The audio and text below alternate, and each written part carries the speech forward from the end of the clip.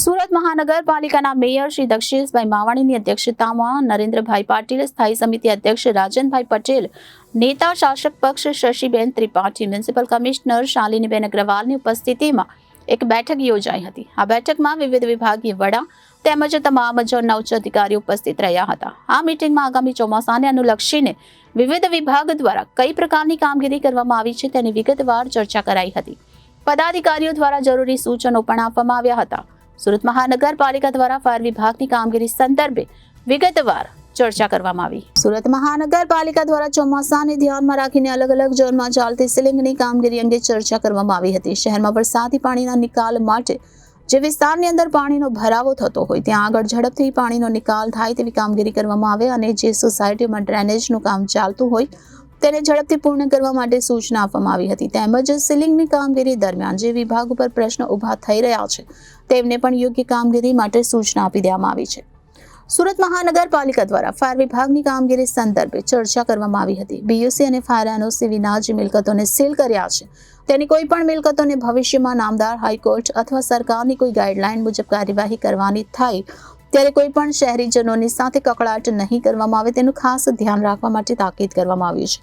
Fire વિભાગની ફરિયાદ મળી છે કે કેટલાક સીલ પ્રક્રિયામાં ચીડા કરવામાં આવ્યા છે। સીલ કરેલી મિલકતોને ખોલીને પાછળથી બંધ કરવામાં આવ્યા છે તેવી કોઈ પણ બાબત ધ્યાનમાં આવશે તો સખત કાર્યવાહી કરવામાં આવશે। સમગ્ર સુરત શહેરમાં પાણી અને ડ્રેનેજને લગતા સોસાયટીમાં જે કામો ચાલે છે તે હાલ જે તબક્કે પૂર્ણ થયા છે તે ગુરુવાર સુધીમાં યુદ્ધના ધોરણે પૂર્ણ કરવામાં આવે છે। મેટ્રોની કામગીરીની સમીક્ષા કરી બેરિકેડિંગ અને માટી વગેરેનું મૂલ્યાંકન કરી જરૂરી વ્યવસ્થા માટે ચર્ચા કરવામાં આવી હતી। આગામી અઠવાડિયામાં દરેક ઝોનમાં કોર્પોરેટર સાથે આ બાબતે મીટિંગ યોજાશે।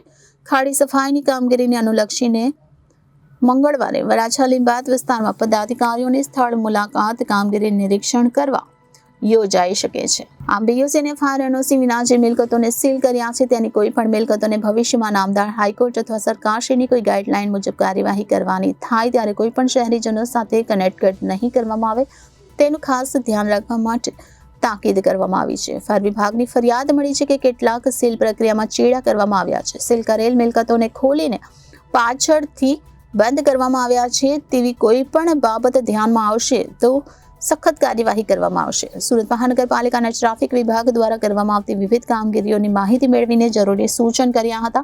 સમગ્ર સુરત શહેરમાં પાણી અને ડ્રેનેજને લગતા સોસાયટીના જે કામ ચાલે છે જે હાલ જે તબક્કે પૂર્ણ થયા છે તે ગુરુવાર સુધીમાં યુદ્ધના ધોરણે પૂર્ણ કરવામાં આવશે। મેટ્રોની કામગીરીની સમીક્ષા કરી બેરિકેડિંગ અને માટી વગેરેનું મૂલ્યાંકન કરી જરૂરી વ્યવસ્થા માટે ચર્ચા કરવામાં આવી છે।